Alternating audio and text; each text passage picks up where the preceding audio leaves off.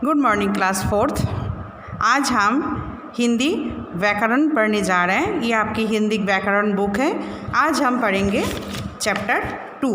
कल हमने chapter 1 complete की थी जो है भाषा और व्याकरण। आज हम पढ़ेंगे चैप्टर 2 और टॉपिक इज़ ध्वनि और वर्ण विचार। ओके, हम पिछले चैप्टर में प्रीवियस चैप्टर में हमने वर्ण किसे कहते हैं, वर्ण क्या क्या होता है, ये हमने पढ़ चुके थे। आज हम ध्वनि और फिर वर्ण के विचार हम पढ़ेंगे। ओके, जैसे दैनिक जीवन जो हम लोगों का डेली लाइफ है, हम लोग तरह तरह के आवाज़ें सुनते हैं। कोई एनिमल्स की, जानवरों की आवाज़, कोई गाड़ियों का आवाज़, कोई पशु पक्षी की आवाज़, तरह तरह के हम आवाज़ होते हैं। कुछ ये जो आवाज़ होता है ना, उसमें से एक ध्वनि मिक्स रहता है। कुछ ध्वनियों का अर्थ नहीं होता है। और जब हम कुछ बोलते हैं ना, तो हमारा जब कुछ भी शब्द बोलते हैं तब मुंह से एक आवाज़ निकालते हैं, उसी को हम ध्वनि बोलते हैं। और उसका एक निश्चित अर्थ होता है, ठीक है।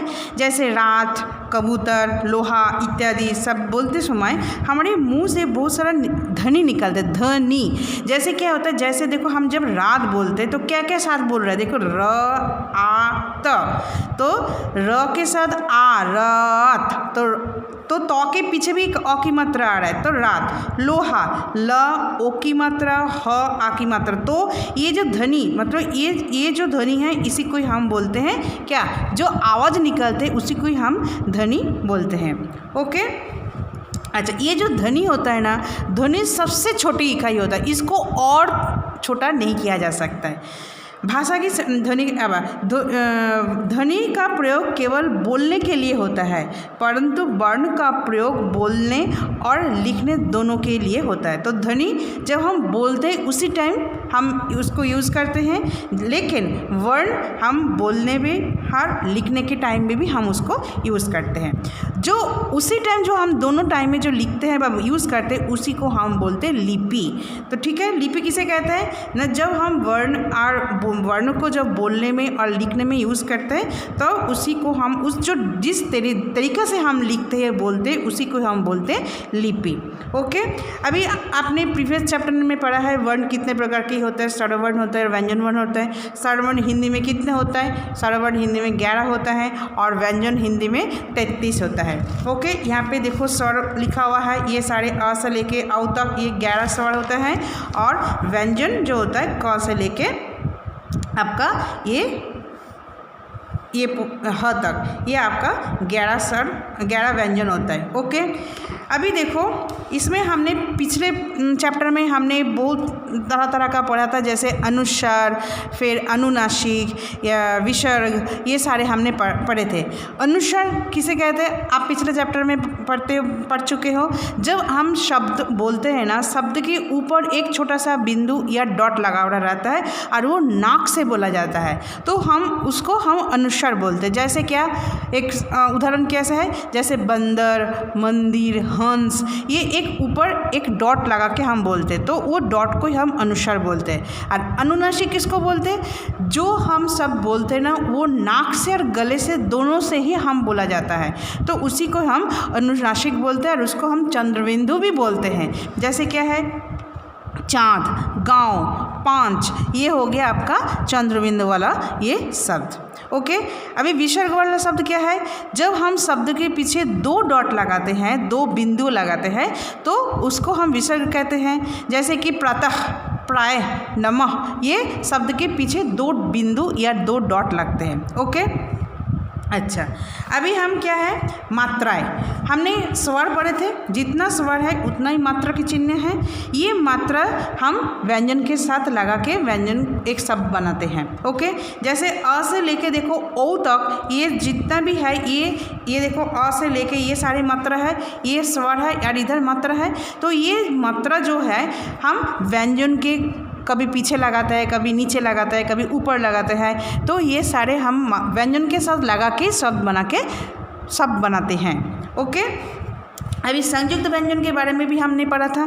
संयुक्त व्यंजन किसे कहते हैं, संयुक्त व्यंजन मतलब 2 व्यंजन एक साथ मेल होके जो अक्षर बनता है। जैसे देखो यहाँ पे क और श, ये देखो दोनों अक्षर मिलके क्या बना है श, तो इसका कोई शब्द होता है अक्षर रक्षा।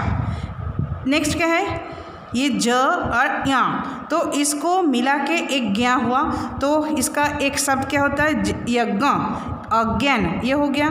जैसे त और र, ये दोनों अक्षर मिला के त्र हो गया, तो इसका उदाहरण क्या है त्रिनेत्र त्रिशूल, ये हो गया। जैसे स और र एक साथ मिला के स्र हो गया, जैसे आश्रम परिश्रम, ये हो जाता है आपका संयुक्त व्यंजन। ओके अभी नेक्स्ट क्या है र, वर्ण को विभिन्न रूपों में लिखा जाता है।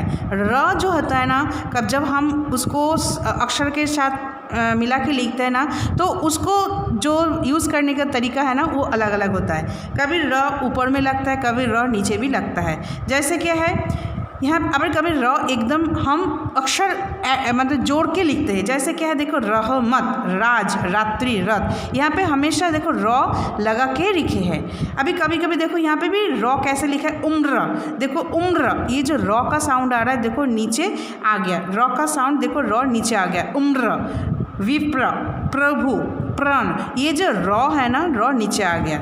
अभी फिर से देखो र का यूज़ कहाँ पे हुआ ऊपर, सर्म धर्म पूर्ण सर्व, तो ये देखो ये ऊपर में आ गया र। फिर देखो फिर से र कैसे यूज़ हुआ, फिर से ये रफला के हिसाब से हुआ, ट्रेन ट्रक राष्ट्र ड्राइवर। देखो र का ये जो यूज़ है, कभी र पूरा के पूरा यूज़ हुआ है, कभी र नीचे हुआ है, कभी र ऊपर हुआ है, कभी र रफला के हिसाब से भी हुआ है। तो र का ये यूज़ विभिन्न रूपों में इसको यूज़ किया जाता है, हो गया। तो और हलंत चिन्ह, हल चिन्ह हमने पिछले बार क्या पढ़ा था, जब हम व्यंजन के साथ कोई स्वर ना लगा के लिखते हैं तो उस व्यंजन के नीचे एक चिन्ह आता है, उसको हम बोलते हैं हलंत, हलंत बोलते हैं। जैसे देखो यहाँ पे एक है, जैसे घ अ र अ घर, देखो घर जब बोल रहे हैं ना, इसमें से क्या हो रहा है कोई भी स्वर इसमें मात्रा के हिसाब से नहीं लग रहा है, तो सिर्फ दोनों अक्षर ही एक साथ लग रहा है, तो ये जो है ना घर।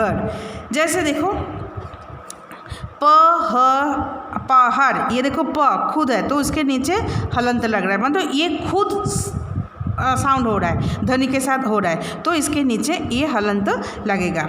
ओके